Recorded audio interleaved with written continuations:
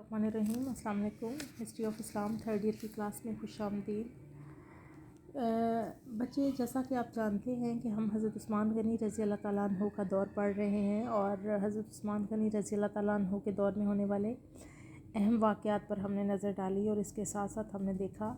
کہ حضرت عثمان غنی رضی اللہ تعالیٰ عنہ کے خلاف جو ہیں طرح طرح کی سازشیں روا رکھی گئیں، جس میں بہت سارے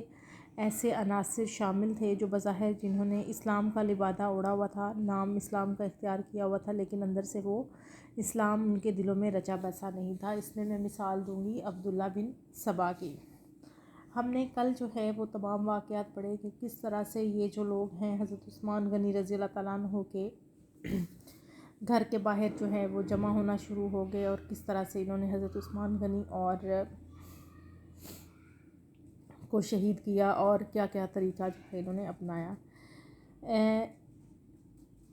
کچھ واقعات ہم نے کل پڑھے، آج ہم اس کو آگے مزید لے کر چلتے ہیں، تو جس میں سب سے پہلے حضرت عثمان غنی رضی اللہ تعالیٰ عنہ جو ہیں جب ہر طرف سے ان کو گھیرے میں لے لیا گیا اور بلوائی مدینہ میں ان کے مکان کے باہر جمع تھے، تو حضرت عثمان غنی رضی اللہ تعالیٰ عنہ نے سوچا کہ میں ایک دفعہ جو ہے ان سے خطاب کرتا ہوں اور اپنی جو پوزیشن ہے اس کو واضح کرتا ہوں۔ آپ سب سے پہلے اوپر چھت پہ تشریف لے گئے اور آپ نے ان سے یہ باتیں کی، جس میں آپ نے اپنی خدمات، جو آپ نے اسلام کے لیے اپنی خدمات تھیں، ان کو گنوایا۔ اس کے بعد آپ نے اس بارے میں ذکر کیا اس رتبے کا جو نبی پاک صلی اللہ علیہ وآلہ وسلم نے آپ کو دیا تھا، لیکن یہ شورش پسند عناصر جو تھے یہ ٹس سے مس نہ ہوئے۔ آپ نے ان سے چند سوالات پوچھے۔ آپ نے ان سے کہا کہ اسلام میں اگر ہم دیکھیں تو ہمیں قتل جو ہے وہ 3 صورتوں میں ہم دیکھتے ہیں کہ وہ جائز ہے۔ پہلی صورت یہ ہے کہ اگر کوئی شخص کسی کا قتل کرے صرف، تو اس کو وہ واجب القتل ہوتا ہے۔ کوئی شادی شدہ آدمی زنا کرے، یا کوئی قتل عمد کا ارتکاب کرے، یا اسلام لانے کے بعد وہ مرتد ہو جائے، تو ان صورتوں میں ہم دیکھتے ہیں کہ اس کے خلاف جو ہے اس کو قتل کیا جا سکتا ہے۔ میں نے ان میں سے کون سا جرم کیا ہے جو تم مجھے قتل کرنا چاہتے ہو؟ آپ نے ان کو وارن کیا کہ اگر آج تم نے مجھے قتل کر دیا تو باخدا قیامت تک ایک ساتھ نہ نماز پڑھو گے اور نہ ہی جو ہے جہاد کر سکو گے۔ اس مرحلے میں ہم دیکھتے ہیں کہ بہت سے صحابہ کرام نے جو آپ سے جنگ کی اجازت طلب کی، لیکن آپ جو تھے آپ نے لوگوں کو لڑنے سے منع فرمایا۔ آپ نہیں چاہتے تھے کہ آپ کی وجہ سے کوئی جو ہے جنگ لڑی جائے مدینہ کے اندر۔ اسی دوران ہم دیکھتے ہیں کہ مغیرہ بن شعبہ، جو جن کا شمار عرب کے بہترین لوگوں میں ہوتا تھا، مدبرین میں، مدبر ان کی رائے بڑی اہمیت رکھی جاتی تھی، اہمیت کی حامل تھی۔ انہوں نے آپ سے کہا کہ آپ یا 2-3 صورتیں ہیں آپ کے سامنے رکھیں، کہا کہ آپ ان میں سے کسی ایک پر عمل کیجئے۔ ایک صورت انہوں نے کہا یہ ہے کہ پیچھے دروازے سے نکل جائیے، دوسرا یہ ہے کہ مکہ کی طرف چلے جائیے، وہاں پر امن و سکون ہے۔ پھر انہوں نے کہا کہ یہ بھی ہو سکتا ہے کہ آپ شام چلے جائیں، شام میں امیر معاویہ ہیں، وہاں پہ نسبتاً حالات بہتر ہوں گے۔ شورش پسند جو ہیں وہ اندر داخل ہونے کی کوشش کر رہے تھے، لیکن آپ جو ہیں آپ کی کوشش یہ تھی کہ یہ تمام معاملہ جو ہے کسی طریقے سے حل ہو جائے، خون ریزی نہ، اس کی نوبت نہ آئے۔ کچھ لوگوں نے دروازوں کو آگ لگا دی، اور اس میں کچھ لوگ جو ہیں بلوائی، جو دوسرے مکانوں پر چڑھ کر اندر داخل ہو گئے۔ ان میں سے کہتے ہیں کہ اس وقت حضرت عثمان غنی رضی اللہ تعالیٰ عنہ جو ہیں تلاوت کلام پاک میں مصروف تھے، اور محمد بن ابی بکر جب آگے بڑھے تو انہوں نے آپ کی داڑھی کو پکڑ لیا۔ حضرت عثمان غنی نے جب ان کا یہ طرز عمل دیکھا تو آپ نے ان سے کہا کہ بھتیجے، اگر تمہارے والد زندہ ہوتے تو وہ کبھی بھی اس چیز کو پسند نہ کرتے۔ کہتے ہیں کہ جب یہ الفاظ آپ نے ادا کیے تو محمد بن ابی بکر جو ہے ان کو شرمندگی ہوئی، اور وہ جو ہیں وہاں سے واپس چلے گئے۔ اس واقعے کو طبری جو ہیں وہ بیان کرتے ہیں۔ اسی طرح سے ان ظالموں نے حضرت عثمان غنی رضی اللہ تعالیٰ عنہ کو مظلومیت کی حالت میں جب آپ قرآن پاک پڑھ رہے تھے تو شہید کر دیا آپ کے. جب آپ کی شہادت اسی دوران جب وہ واقعہ ہوا تو حضرت نائلہ جو آپ کی زوجہ تھیں وہ آگے بڑھیں اور انہوں نے آپ کو بچانے کی کوشش کی تو آپ کی 3 انگلیاں جو ہیں وہ کٹ کر گر گئیں. حضرت عثمان غنی رضی اللہ تعالیٰ عنہ کی شہادت جو ہے وہ جمعہ کے دن ہوئی اور پھر ہفتے کو جو ہے صحابہ کرام نے جو ہے مل کر آپ کی لاش کو جو ہے سپرد خاک کیا. اور باغیوں کا خوف تھا، مدینہ کے اندر ہر طرف سناٹا تھا، لوگ ڈرے ہوئے تھے کہ کیا صورتحال جو ہے وہ کس طرح سے ہو گئی ہے. اسی طرح سے ہم دیکھتے ہیں کہ جب حضرت عثمان غنی رضی اللہ تعالیٰ عنہ کی شہادت کی خبر پہنچی تو مدینہ کے اندر جو ہے بہت زیادہ اضطراب دیکھنے میں نظر آیا. مسلمانوں کا اتحاد جو ہے وہ اس سے پارا پارا ہوا اور حضرت عثمان رضی اللہ تعالیٰ عنہ نے جو پشین گوئی کی تھی کہ اگر تم نے مجھے آج قتل کر دیا تو اکٹھے نماز نہیں پڑھ سکو گے اور نہ جہاد کر سکو گے. اس واقعے کے بعد ہم دیکھتے ہیں کہ بہت سارے گروہ جو ہیں مسلمانوں میں بن گئے. کچھ عثمانی کہلائے، کچھ شیعان علی کہلائے، کچھ وہ لوگ تھے جو جہاد میں مصروف رہے اور انہوں نے غیر جانبداری کا لبادہ اڑا. اسی طرح سے ہم دیکھتے ہیں کہ خلافت جو ہے اس کی نوعیت بعد میں تبدیل ہو جاتی ہے اور خلافت جو ہے وہ موروثی حیثیت میں اختیار کرتی جاتی ہے. دوسری صورتیں ہم دیکھتے ہیں کہ قبائلی تعصب کی وجہ سے عرب جو ہیں ان کا جو اپنی ایک صورتحال تھی وہ ایسی ہوتی تھی کہ یہ ہمیشہ حالت جنگ میں رہتے تھے. اسلام لانے کے بعد تمام جو لوگ ہیں انہوں نے اپنے قبائلی تعصبات کو دفن کر دیا، لیکن حضرت عثمان غنی رضی اللہ تعالیٰ عنہ کی شہادت سے وہ تعصبات پھر ابھر آئے. اسی طرح سے ہم دیکھتے ہیں کہ شہادت عثمان کے بعد حضرت علی جو ہے ان کو خلیفہ بنایا گیا، لیکن حضرت عائشہ اور حضرت طلحہ رضی اللہ تعالیٰ عنہ کی طرف سے قصاص کا جو حضرت عثمان غنی رضی اللہ تعالیٰ عنہ کا قصاص کا مطالبہ تھا وہ شدت اختیار کرتا گیا اور مسلمانوں کی جو تلواریں ہیں وہ آپس میں ٹکرائیں اور خانہ جنگی جو ہے وہ لمبی ہوتی گئی. اس کے بعد حضرت عثمان کی شہادت کے بعد کوفہ اور دمشق جو ہیں وہ سیاسی قوت کے مراکز بن گئے. پہلے مدینہ میں جو تھا وہ ہوتا تھا مطلب قوت کا مرکز تھا، لیکن اب حضرت عثمان غنی رضی اللہ تعالیٰ عنہ کی شہادت کے بعد حضرت علی نے اپنا جو دارالخلافہ تھا وہ کوفہ کو منتخب کیا. شہادت عثمان کے بعد ہم دیکھتے ہیں کہ حضرت علی کے لیے بھی بہت سارے مشکلات پیدا ہوئیں. حضرت علی، حضرت ابوبکر صدیق، حضرت عمر فاروق کے دور کے اہم ترین مشیروں میں سے تھے. باب العلم تھے اور فقیہ صحابی تھے اور قرآن و سنت کے مطابق جو ہے وہ اپنی حکومت کو چلانا چاہتے تھے، لیکن ان کے لیے بھی مشکلات جو ہیں وہ کھڑی کر دی گئیں. اور جو حضرت عثمان غنی رضی اللہ تعالیٰ عنہ کے قصاص کا مطالبہ جو تھا وہ شدت اختیار کرتا گیا. اور اسی طرح سے ہم دیکھتے ہیں کہ حضرت عثمان غنی رضی اللہ تعالیٰ عنہ کی شہادت کے بعد حضرت عائشہ صدیقہ رضی اللہ تعالیٰ عنہ اور حضرت علی رضی اللہ تعالیٰ عنہ کے درمیان ایک جنگ لڑی گئی جس کو جنگ جمل کہتے ہیں. اس کے بعد ہم دیکھتے ہیں کہ اسی دور کے اندر جو ہے خوارج کی ابتدا بھی ہوئی اور یہودیوں کی جو سازش تھی وہ کامیاب ہوئی. اور یہودیوں کی جو عبداللہ بن سبا جس نے بظاہر اسلام کا لبادہ اڑا ہوا تھا لیکن مسلمان نہیں تھا، اس نے نئے نئے عقیدے جو ہیں دین کے اندر گھڑنا شروع کر دیے اور لوگوں کو جو ہے ورگلانے لگا. چونکہ وہ ایسی حرکتیں کر رہا تھا تو اس کی ان حرکتوں کی وجہ سے اسے بصرہ سے نکالا گیا. کوفہ والے بھی جو ہیں اسے قبول کرنے کو تیار نہ تھے. شام سے بھی اسے ملک بدر کر دیا گیا، اسے کہا گیا کہ وہ یہاں سے نکل جائے، لیکن وہ جہاں جہاں جاتا وہاں وہ فتنہ انگیزی، اپنی یا شر انگیزی جو ہے وہ اسے پھیلاتا رہا. اور آخرکار وہ مصر جو ہے وہ وہاں گیا اور وہاں جا کر اس نے وہاں پر حضرت عثمان غنی رضی اللہ تعالیٰ عنہ کے خلاف جو ہیں اقدامات اٹھائے اور مختلف خطوط لکھے اور امت مسلمہ کا اتحاد جو ہے اس نے پارا پارا کرنے کے لیے مختلف حربے استعمال کی اور آخرکار وہ اپنے ان حربوں میں کامیاب ہوتا نظر آتا ہے. اسی طرح سے ہم دیکھتے ہیں کہ حضرت علی اور امیر معاویہ کے درمیان جو کشمکش تھی اس میں سے کچھ عناصر حضرت علی کا ساتھ دے رہے تھے اور کچھ امیر معاویہ کا ساتھ دے رہے تھے، اور جنگ صفین کے بعد بہت سارے جو ہے ایک نیا فرقہ جو ہے وہ ظاہر ہوا جن کو ہم خارجی کہتے ہیں، جس کے بارے میں ہم تفصیل سے بات کریں گے۔ اسی طرح سے فرقہ واریت کا ہمیں آغاز نظر آتا ہے جو حضرت عثمان غنی رضی اللہ تعالیٰ عنہ کی شہادت کے بعد ہوا۔ اسی طرح سے حضرت عثمان غنی رضی اللہ تعالیٰ عنہ نے جو وارننگ دی تھی وہ ہم دیکھتے ہیں کہ وہ بھی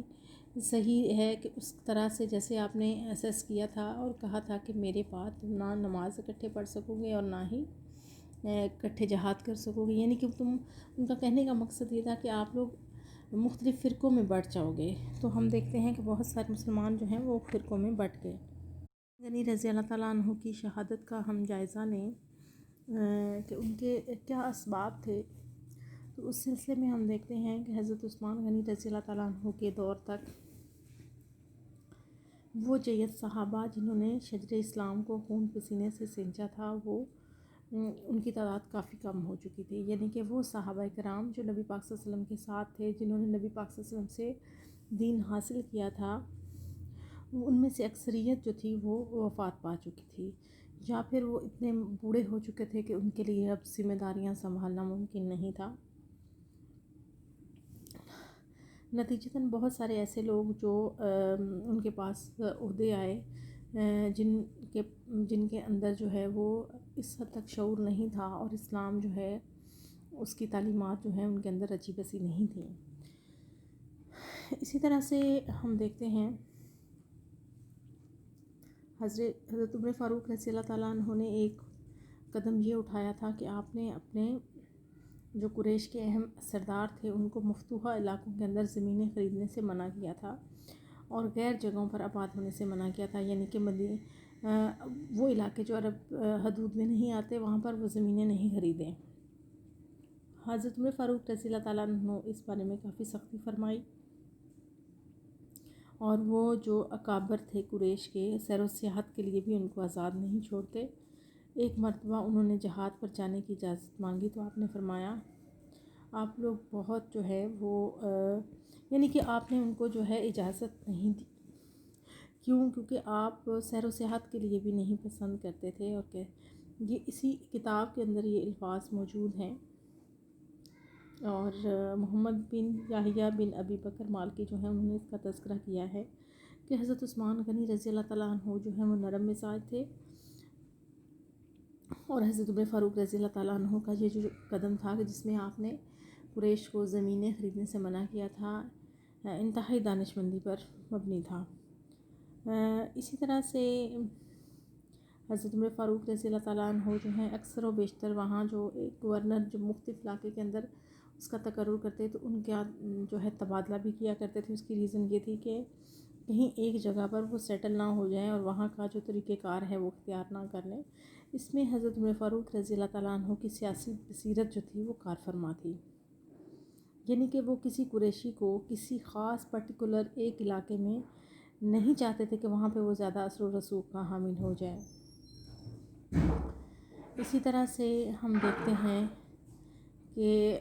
اس اجازت کو جو ہے بعد میں ختم کر دیا گیا۔ اسلام جن لوگوں نے اسلام قبول کرنے میں سبقت حاصل کی وہ دوسروں سے افضل تھے، لیکن عربوں کو جب دوسرے علاقوں کے اندر فتح آباد ہونے کی اجازت مل گئی تو اہل عرب اپنی فضیلت کا اظہار جو ہے وہ کسی طرح سے کرنے لگے، ٹھیک ہے۔ اسی طرح سے ہم دیکھتے ہیں کہ وہ قومیں جنہوں نے عربوں سے شکست کھائی تھی ان کے اندر بھی ایسے افراد جو ہیں وہ پیدا ہو گئے جنہوں نے ہیلے بہانوں سے، جنہوں نے نام تو اسلام کا استعمال کیا لیکن اندر ہی اندر وہ اپنا جو انتقام کا جذبہ تھا وہ اس کی بنا پر جو ہے وہ کاروائیاں کرنے لگے۔ اس میں ہم دیکھتے ہیں کہ عبداللہ بن سبا جو ہے وہ بھی انہی میں سے ایک تھا، اور عبداللہ بن سبا کا جو کام تھا وہ یہی تھا کہ اس نے لوگوں کو جو ہے حضرت عثمان غنی رضی اللہ تعالیٰ عنہ کے خلاف جو ہے بھڑکایا۔ حضرت عمر فاروق کے عہد میں خلافت کے 10 سالوں میں مسلمان بہت سارے علاقوں پر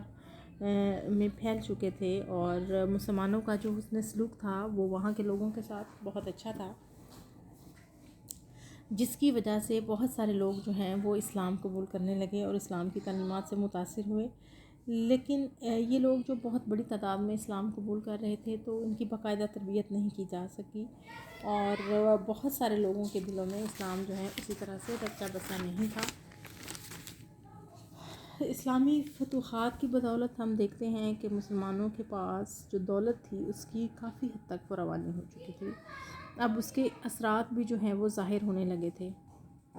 قبائلی تعصب بھی موجود تھا۔ ابن خلدون جو ہے انہوں نے بجا طور پہ یہ بات کی ہے کہ حضرت عثمان کی مخالفت کا ایک سبب یہ بھی تھا کہ جب اللہ جل شانہ نے مسلمانوں کو فتح کامل عنایت فرمائی اور مسلمانوں کے پاس اکثر ملک جو ہیں مسلمانوں کے قبضے میں آئے، تو انہوں نے بصرہ، کوفہ، شام اور مصر کے باشندوں کے رہن سہن بھی اختیار کر لیا۔ ان میں بڑے بڑے صحابہ بھی شامل تھے، اور یعنی کہ وہ بات کرتے ہیں کہ اس میں جو ہے تعصب کا پہلو بھی آ جائے گا بعد میں۔ کچھ لوگ جو ہیں وہاں پہ جب انہوں نے وہاں کے لوگوں کا رہن سہن اختیار کیا، ان کا طرز عمل اختیار کیا، تو بہت ساری چیزیں ان کی بھی ان کے اندر جو ہیں وہ در آئیں۔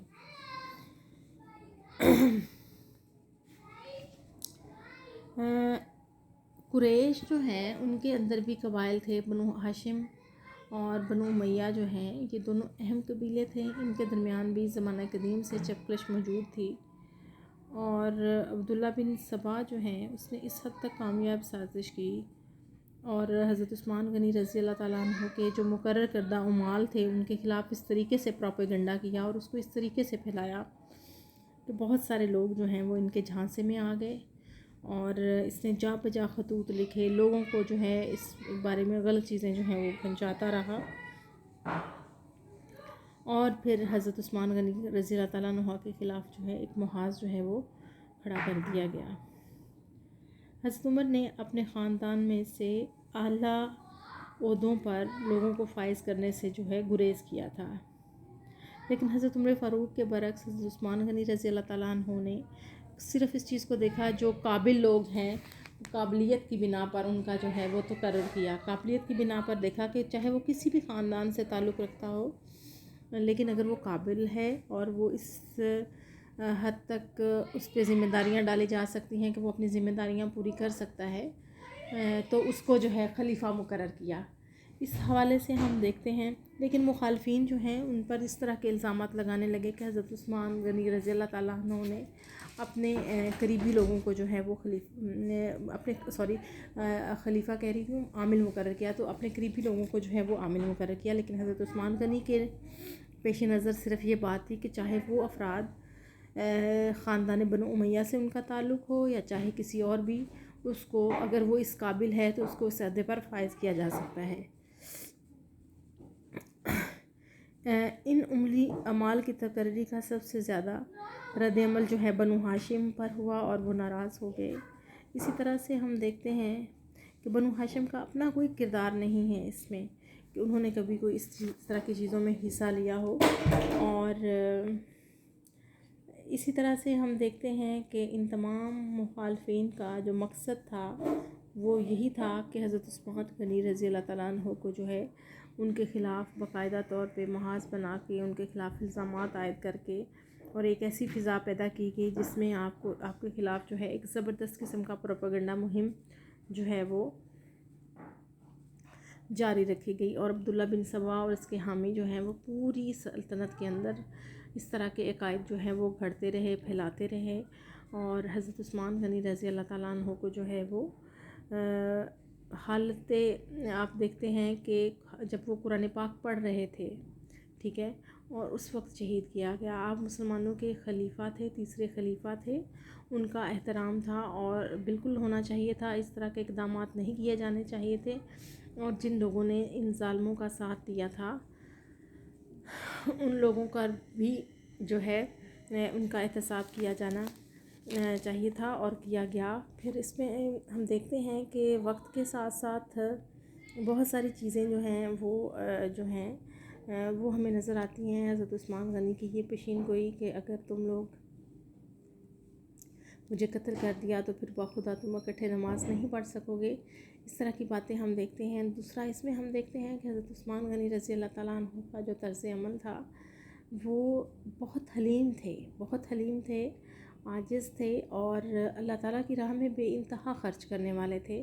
لیکن ان کے ساتھ جو ہے جس طرح سے ان ظالم سبائیوں نے یا ان کا جو رویہ تھا وہ انتہائی ناانصافی پر مبنی رویہ تھا، جس طرح سے انہوں نے ان کے ساتھ کیا، اور ان کو اس حالت میں جب وہ قرآن پاک کی تلاوت کر رہے تھے حضرت عثمان غنی رضی اللہ تعالیٰ عنہ کو جو ہے وہ شہید کر دیا گیا. ان اسباب میں سے کچھ اسباب کا ہم نے تجزیہ کیا ہے. اس پر مزید کل جو ہے ہم دوبارہ بات کریں گے.